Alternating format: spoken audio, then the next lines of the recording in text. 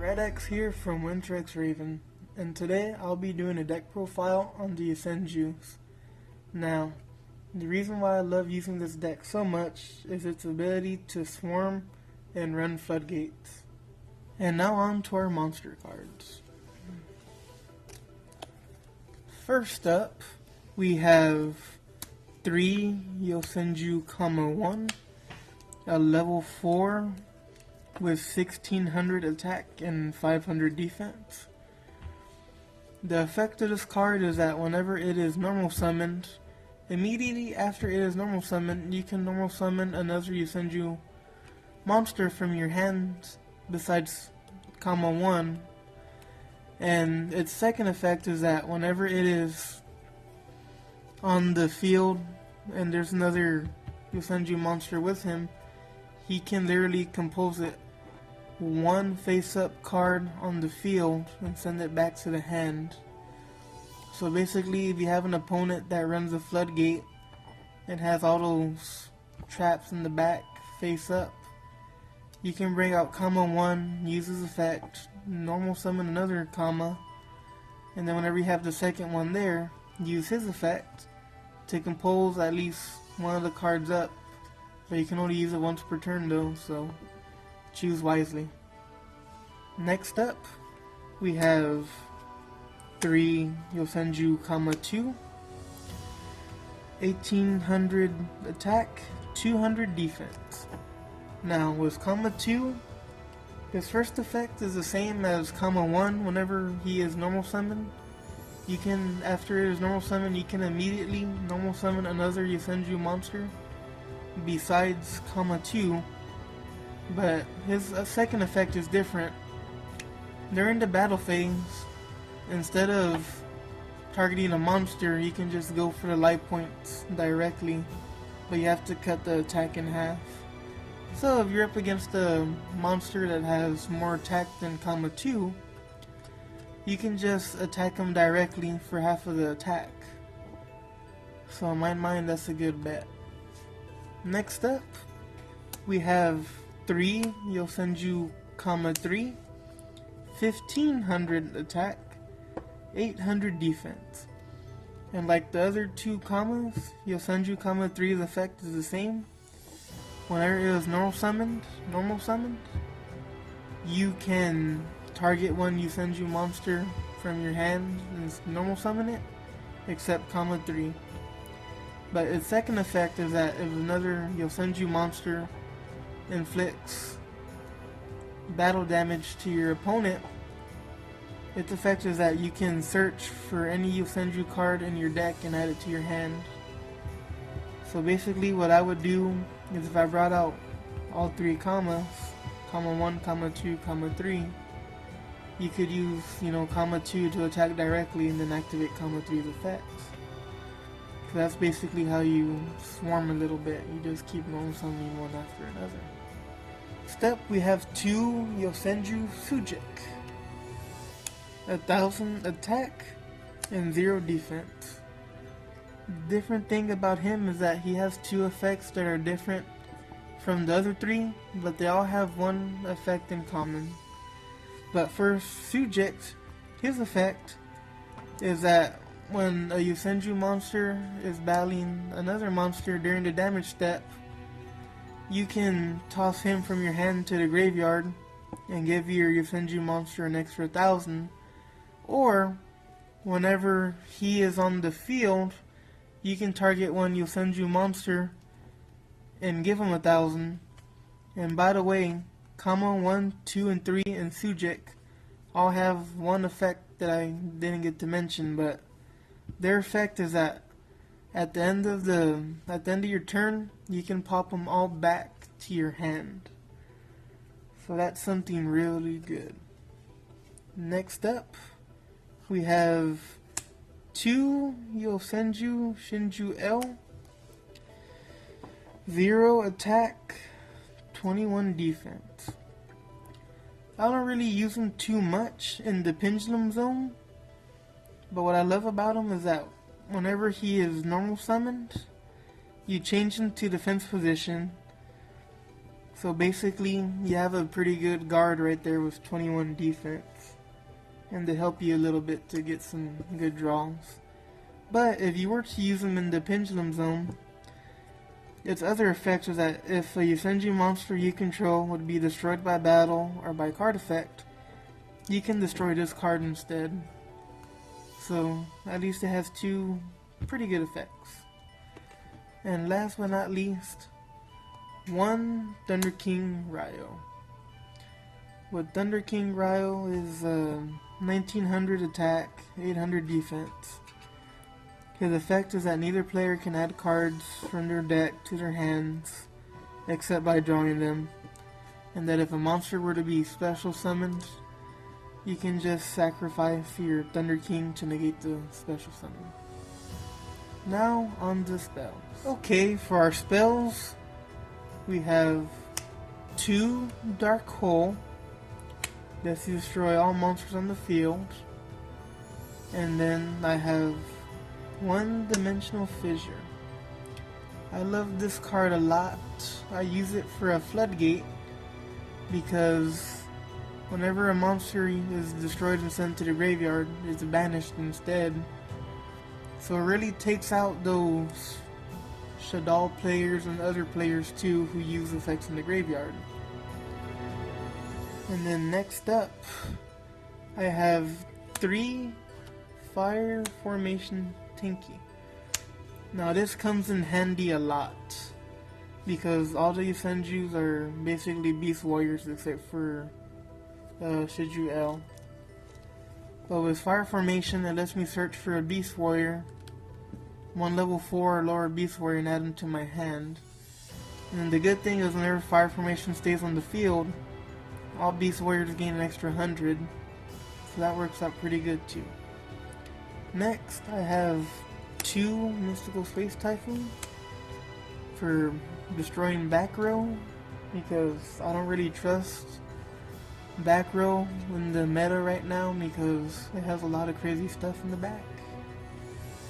And then next, I have 3 Pot of Duality, and this is a really important card for this deck because you don't really special summon a lot. So with Pot of Duality, you get to search, or you get to add 3 cards and then you choose 1 and then you shuffle.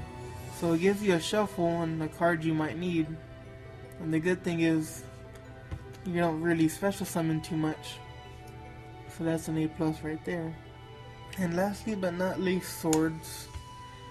I mainly use swords whenever I'm in a tight bind or don't have nothing. Well, now on to trap. Okay, for our trap cards we have 1 Bottomless Trap Hole. It lets you banish a monster with 1500 or more attack whenever it is summoned. And then 1 Compulsory Evacuation device for whenever one of those monster cards or big boss monsters comes onto the field, you pop them back into the hand. And then next up, one of my Floodgate cards, Microcosmo. I love this the most because what you can do with this is that once you activate it, any card that goes to the graveyard is automatically banished. So like I said before, it can really mess up Shadal players and other players that use effects in the graveyard, because instead of graveyard, they're going to be banished. And then next up, I have 1 Magic Cylinder, because in the meta right now, a lot of decks try to go for that OTK, so just in case, I keep 1 Magic Cylinder and hope I have it if it ever happens for an OTK.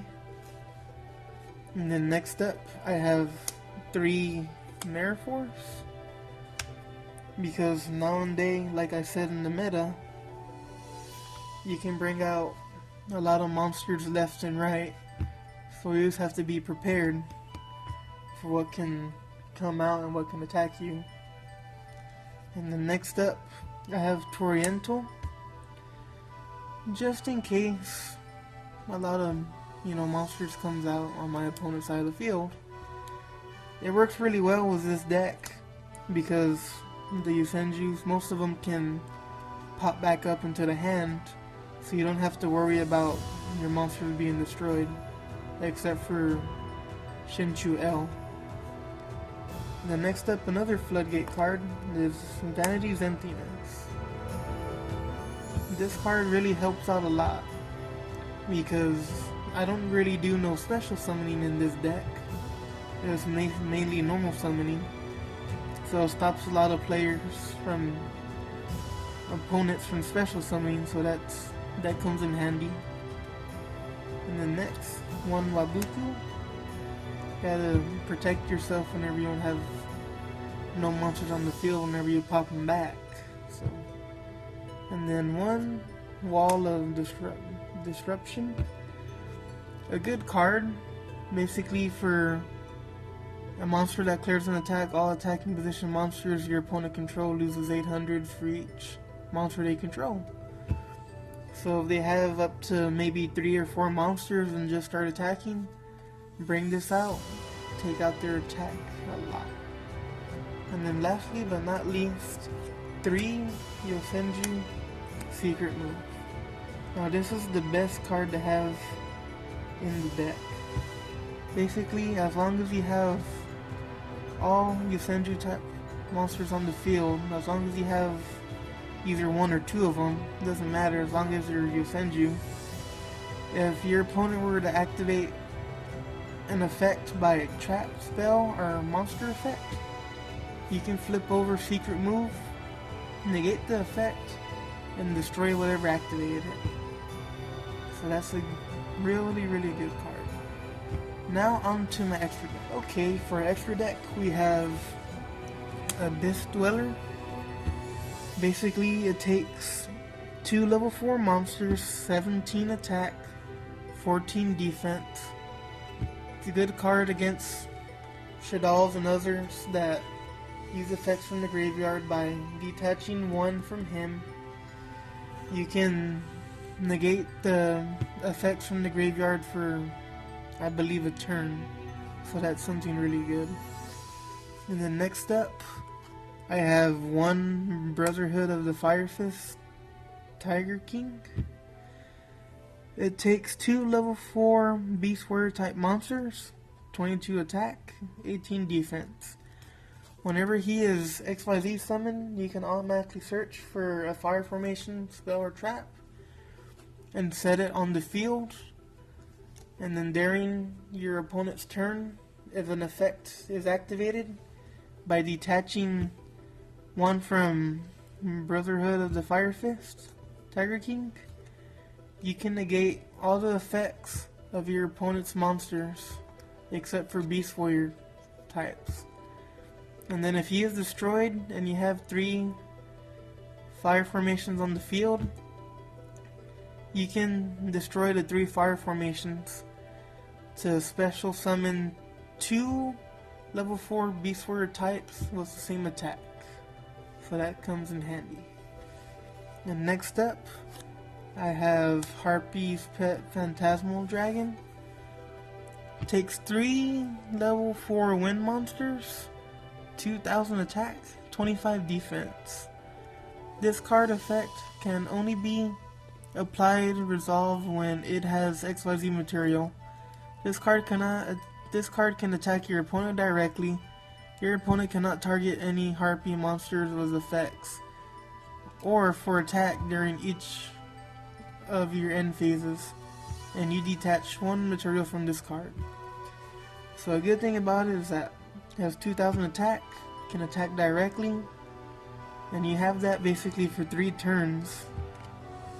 So that's something real good. And then my favorite, number 91 Thunder Snake Dragon. It takes 3 level 4 monsters or more, and then once per turn you can activate one of its 2 effects.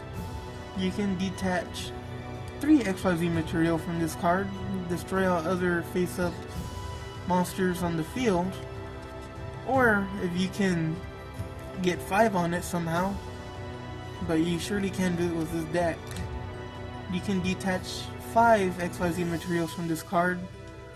Destroy all cards your opponent controls. So that's just like Exciton Knight right there, clearing the field for you. And then it's a 2400 attack and 2000 defense, so that's something very good for you. And lastly but not least, number 104, Masquerade. It takes 3 level 4 monsters. During either player's battle phase, when an opponent's monster effect is activated, you can detach 1 XYZ material from this card, negate the activation. If you do, inflict 800 damage to your opponent. Once per turn, you can send the top card of your opponent's deck to the graveyard. So if your opponent activates an effect during the battle phase or so, you can negate it by detaching and burn him for 800. And then you can send the top card of his deck to the graveyard. So that works perfectly. And that is my deck. Well, that is the end of my Yosenju deck profile. Thank you for watching. Like and subscribe for more deck profiles. And be sure to leave a comment to what you think about the deck. Maybe you might know something I don't know and could help me. Or maybe you might want to ask a question about the deck. But anyways, thanks for watching and keep on watching.